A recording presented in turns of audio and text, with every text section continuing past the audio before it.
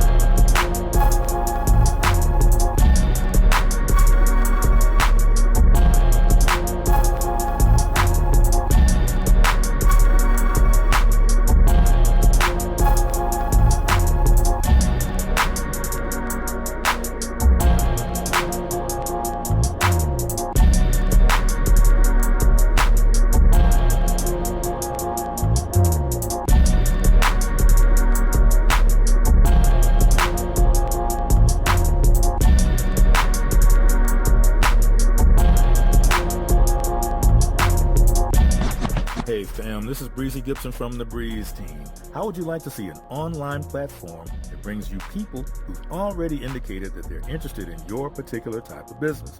Whether it's your music you're selling, hip-hop clothing, you got a restaurant or a cafe, or if you're an entrepreneur or agent for a business. Visit me at breeze2cheese.com. That's using the number 2, breeze2cheese.com, or click my bio link on my Instagram profile to see a live demo of how this can help you get more customers and make more money. Hey, this is Achickwitbeatz. I am a multi-genre music producer and strategist to indie artists and labels. Visit my website, achickwitbeatz.com, for resources for artists and instrumentals available in various genres for songs, vlogs, blogs, podcasts, themes, TV, film, commercials, and more. Once again, that's achickwitbeatz.com, ACHICKWITBEATZ. Let's make something happen.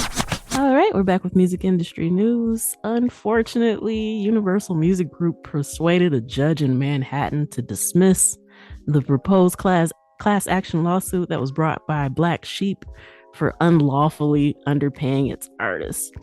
So the suit accused Universal of lowering their royalty payments from Spotify as part of a undisclosed sweetheart deal in exchange for shares in the service back in 2008.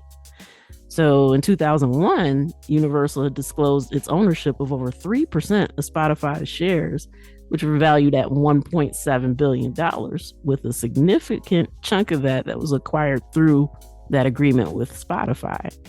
So Black Sheep says that, this violated their recording contract by paying them less than they deserved in Spotify royalties, because that was part of the deal for Spotify to be able to lock in the rate that they did. They said, okay, well, what if we give, these record labels a portion of the company in exchange for that? And as we know, most of the labels went ahead and took that. So, they actually had a very valid point by saying, hey, you undercut us so that way you could get a portion. But if you would have said no, we could have been getting more money from streaming, which totally makes sense.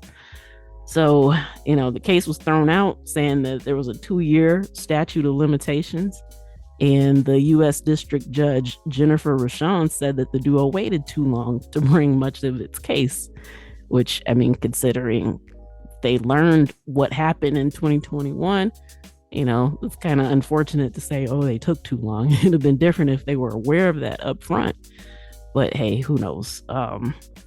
So yeah, the case was thrown out because of that. So they waited too long. They had actually signed a recording track with Polygram Records, which was later acquired by Universal in 1990. And so the judge said that the contract that they signed actually gave the label sole discretion over how to distribute the music. So, unfortunately, I can kind of see how she made that particular ruling, but it's just really unfortunate because, in 1990, they were incredibly young. We've seen the story 1,000 times, maybe even more, to where, you grab some eager kids who've got an opportunity, they're going to take it and not realize that they're signing something that would last in a perpetuity like that. So, there was no streaming back then to be able to negotiate royalties. It's not like they could have considered that would be part of it. But by kind of giving them that blanket license, they were able to kind of, basically use their music to leverage the deal with Spotify and thereby kind of cutting them out of some of those royalties. Well, sad scenario for the guest. It's just a sad scenario. It really is. Yeah, because the thing is, with that being a class action suit, they weren't just trying to get paid for themselves. They were trying to help all the other artists that were kind of caught up in that too. So I don't know if there's another step for them to go. I hope that if they can continue to pursue it, that they will, because I think that they have a valid point. But yeah, that's the thing though. You got to be careful with those contracts that you sign. So yeah, we can use what happened to so many artists, back in the day.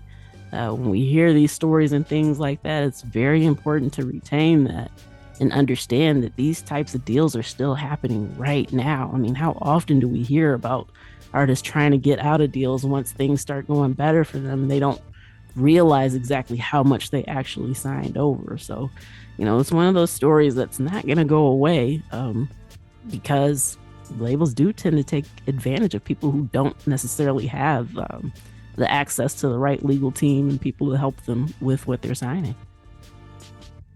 Yeah, almost like a David versus Goliath type of situation.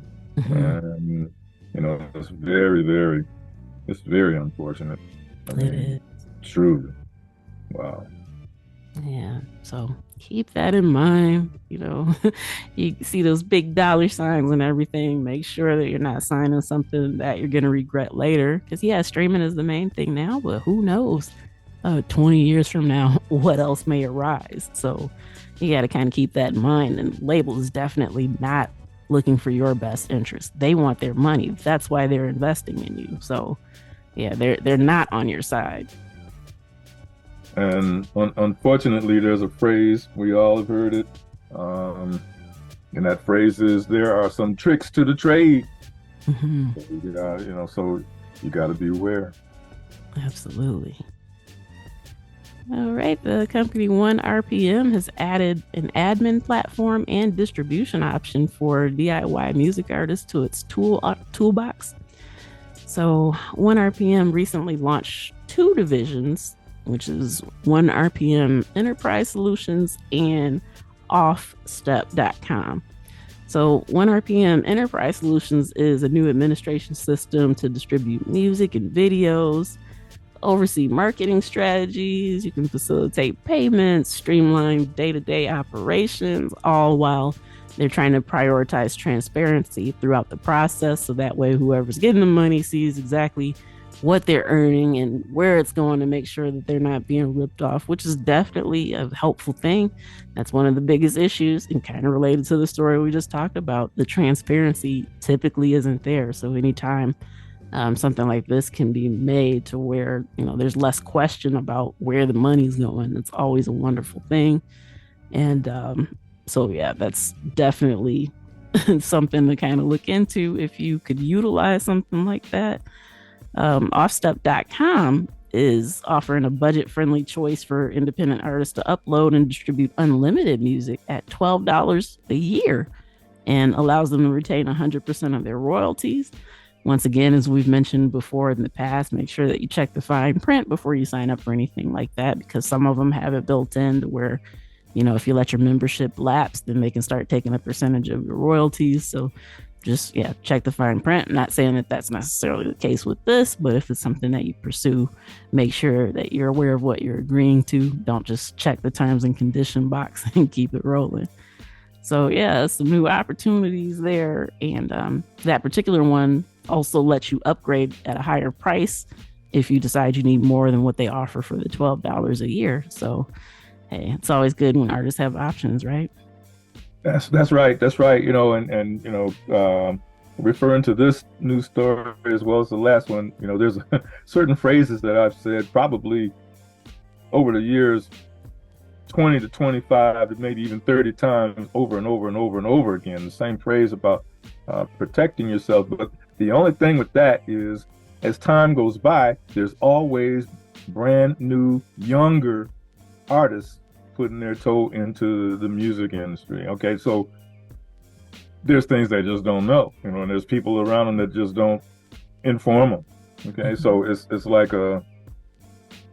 putting your finger in a broken dam. As long as the youth keeps coming along, there's just going to be people who get taken advantage of because they don't know. So that's an excellent point. Yeah, fresh faces, eager, young, and excited.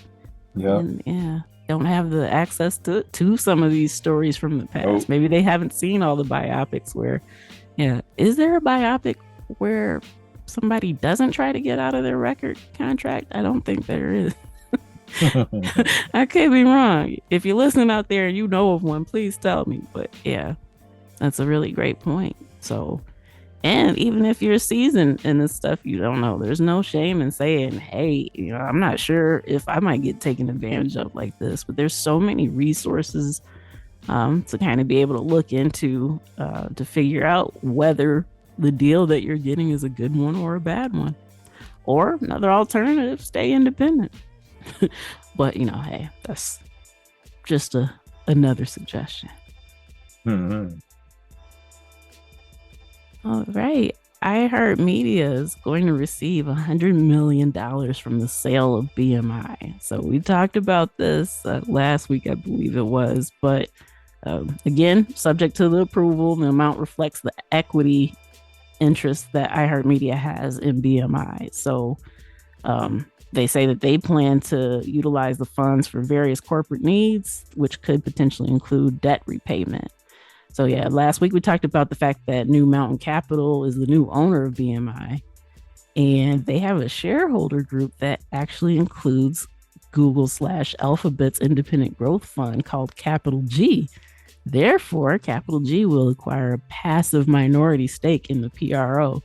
So what does that mean? Alphabet/Google actually owns a part of BMI now.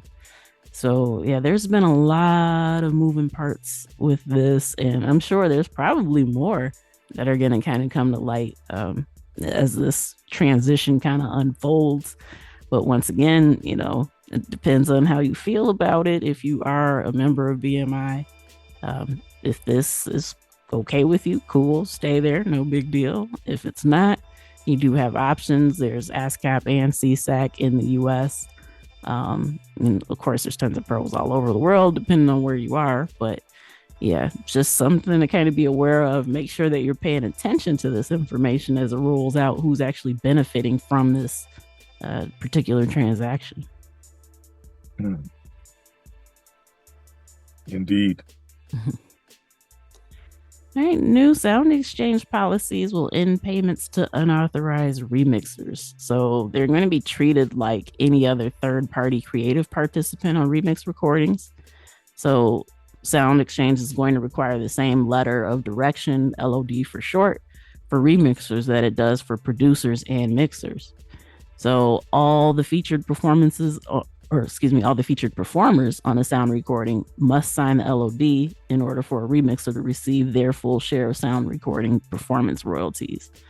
So this is going to keep that, little thing that happens sometimes when somebody goes rogue, doesn't have permission, they remix it, it gets popular, and then they've been earning royalties on something that they weren't actually given permission to do in the first place. So, this actually makes a lot of sense. But yeah, if you're a remixer or someone who tends to do stuff like that, you are going to have to get permission if you want to earn royalties from it, which makes sense because, the original artists do deserve, not just artists, but the performers actually deserve their just due for it. So yeah, this step, might be kind of annoying for some, but if you look at it in fairness of who actually owns the copyrights, then it makes perfect sense. And it's actually a good thing in the long run.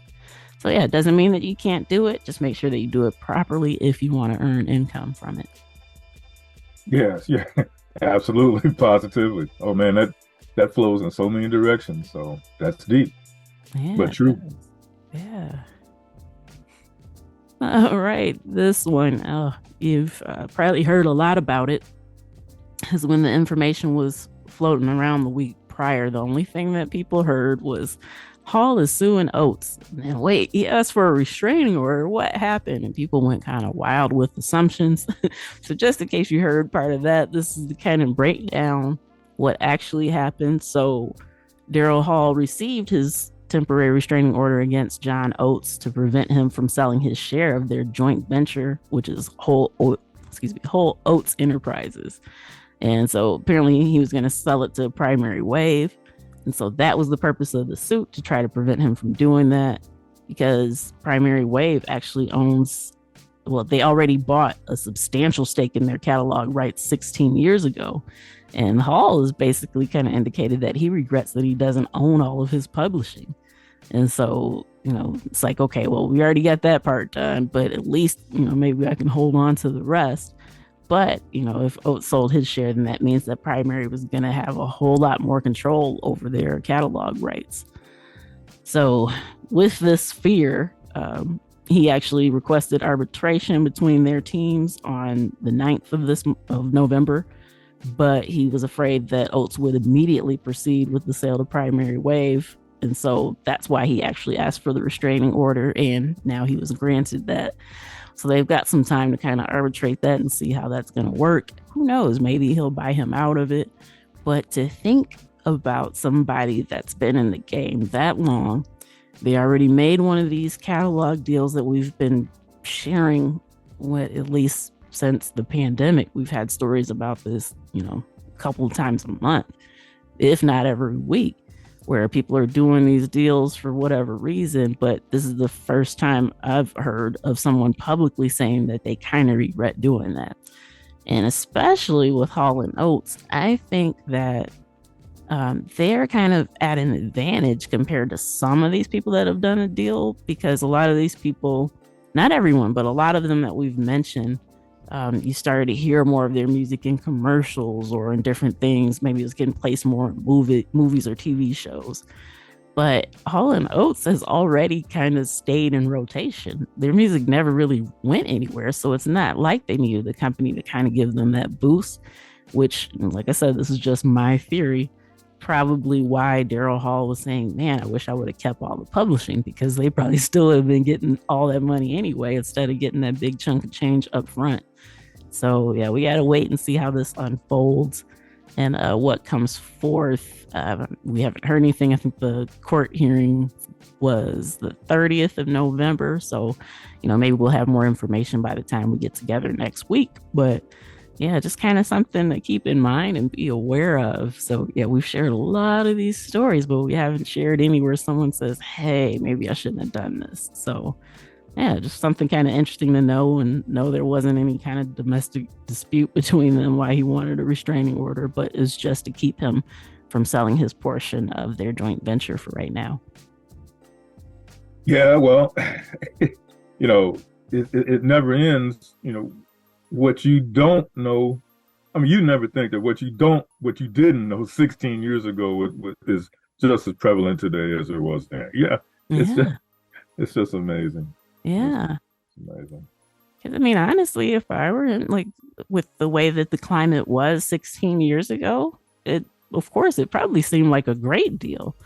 So yeah, I could get the logic for going ahead and taking it, and I can understand why Oates wants to sell his now, because that'd be even more money.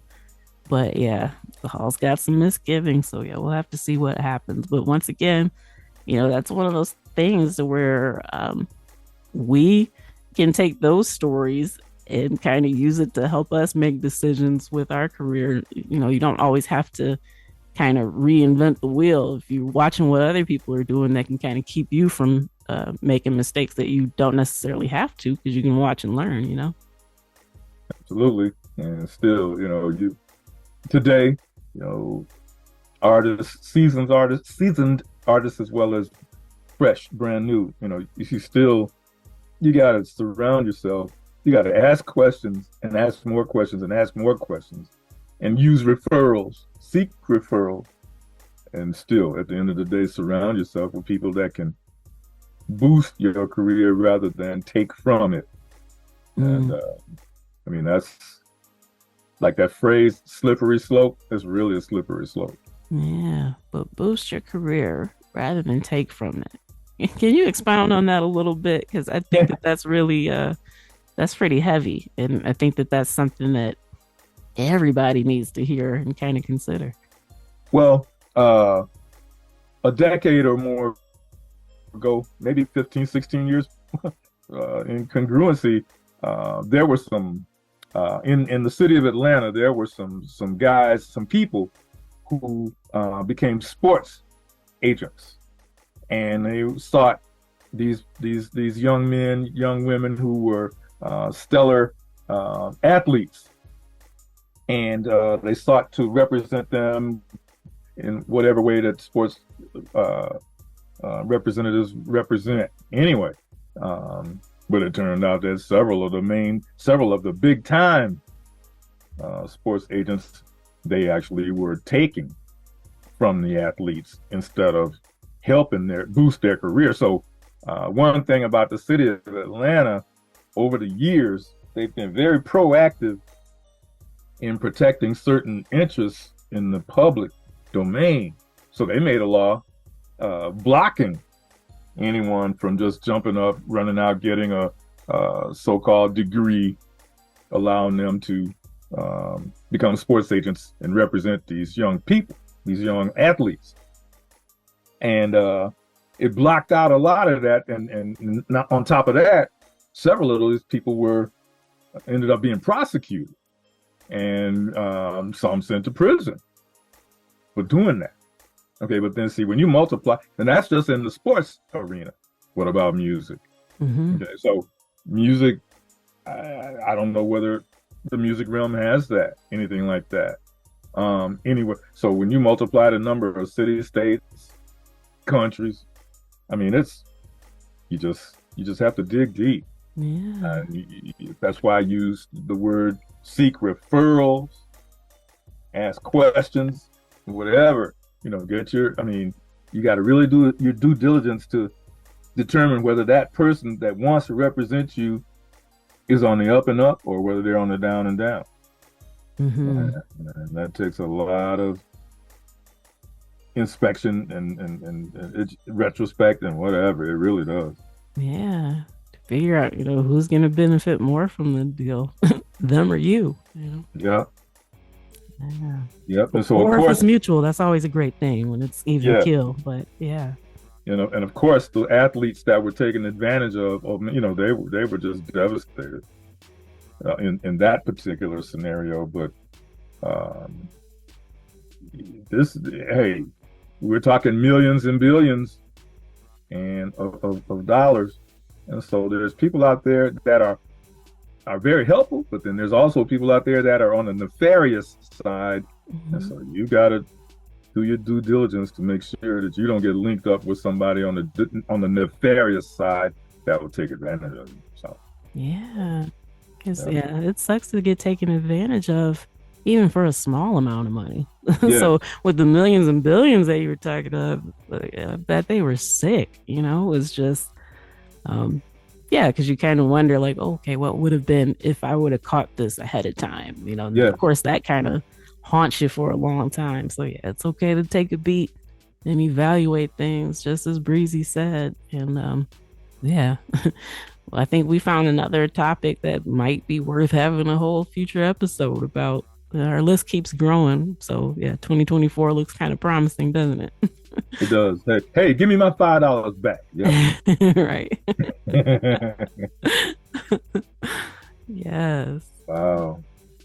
All right. Well, you know what? That's my portion of the news stories. I don't know if you have anything you want to add or any final thoughts you want to share before we head out. Well, I did start amassing a list of the names of artists that showed up at Mercedes-Benz Stadium with the Atlanta Falcons NFL football game over the weekend. And the list was so long.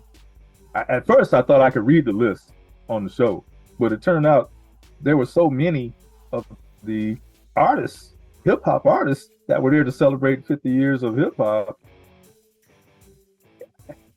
I'd probably take up half the show reading that list. Okay. But to see on the news or to see on the actual game, the faces of the folks backstage in the tunnels and whatever before they came out on the field, I was seeing faces. I mean, oh man, you go back to Arrested Development and even T-Boz, and I mean, I could go on and on and on, but so perhaps I'll get that list together maybe next week, or maybe, I know, we'll just break it down in segments. Maybe next week I'll do half of it, and then following week another half, or break it down in thirds or something like that. Yeah, excellent. Okay, and then think also celebrations like that for the 50th of the 50th anniversary of hip hop. They're going on all over the country. Mm-hmm. So, I mean, and that's a great thing, I think. So yeah. Yeah, and I've even seen that some other countries have been celebrating as well, and inviting, some of the hip hop pioneers to take part in the celebration, flying them over, and yeah, it's just a beautiful thing. I think a lot of people understand hip hop as a genre, but when you look at it as a culture, it's so much deeper. It's so rich. And, I think that it's great that it's being celebrated on the scale that it is. Of course, you've got some organizations and companies that have definitely been milking it, trying to get what they can from it. But there's been a lot of, beautiful things that are actually honoring it. And I've been so excited to see a lot of these pioneers being celebrated the way that they are. Like we should have been doing this all along. But hey, at least now, they're getting it. And yeah, it's just a beautiful thing. I don't know if you could tell, I'm a hip hop head at heart, hip hop junkie. I've loved it since the first time I was exposed to it. And like I said, it's much deeper than the genre, but I love the culture as a whole. And so yeah, it's a really beautiful thing to be seeing it celebrated the way that it is right now. Yeah, I looked up and I saw Arrested Development and Bubba Sparks, Well, shout out to Crime Al Burrows, since you mentioned the Arrested Development. Yeah. Crime Mob. Okay, when have you heard that? Crime, but they were there, and just on and on and on and on, and it was just really good to see those folks and but like, hey, every area of the country they've got their all-stars like that. So this was just a tiny speck of what's going on, and like you say, worldwide too. So Yeah. hey. And by the way, I've kind of always wanted to say this. You hear a lot of people say, like, some people have bias about different places where hip hop was taking place in. So, you hear, oh, you're biased, you prefer artists from here, or you're from here, so you prefer artists from here.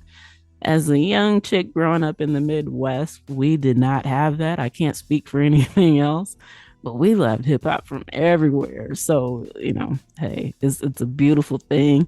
I really, really wish that more hip hop that's kind of mainstream now had its own sound, because that was just a beautiful thing back in the day. We could kind of, being stuck in the Midwest, we could kind of get a little glimpse of culture. It was different sounds from the different locations that these artists were from. So, yeah, depending on where you are, wherever you are in the world, if you want to do the trendy stuff that's going on, that's cool too. But make sure that when people listen to your music, they can hear your area and where you're from. Kind of share that, because, that's one of the things that actually helps people connect with you. I looked up and I saw MC Shy D. I'm like, what? Yeah. That's going back. Little Scrappy and people like that, and see some of the younger folks, they're like, who are they talking about? I'm like, oh my gosh, you don't know. Google, it's always your friend. Yep. All right. Well, that does it for this week's edition of Music Marvels with Achickwitbeatz and Breezy Gipson. Once again, we thank you for joining us. We thank our home stations, Grander Radio out of Grand Rapids, Michigan, and Sparks Radio out of Atlanta, Georgia. And we really appreciate the opportunity to be able to bring these topics to you every week. And, if there's something else that you'd like for us to cover, something you want us to kind of go in a little more detail about, we'll see what we can do. Make sure you reach out to us. If you're listening to this on your favorite podcast platform, you should be able to kind of shoot us a little message. And or if you're listening to this on one of those stations, our home stations, make sure that you just reach out to us on social media, Instagram, Facebook, X, whatever is easiest for you. Let us know what you want to hear, and we'll see what we can do. Sounds really royal. All right. Till next time, you know where to find us. Tune in, tell a friend, and we'll see you then. Peace. Peace.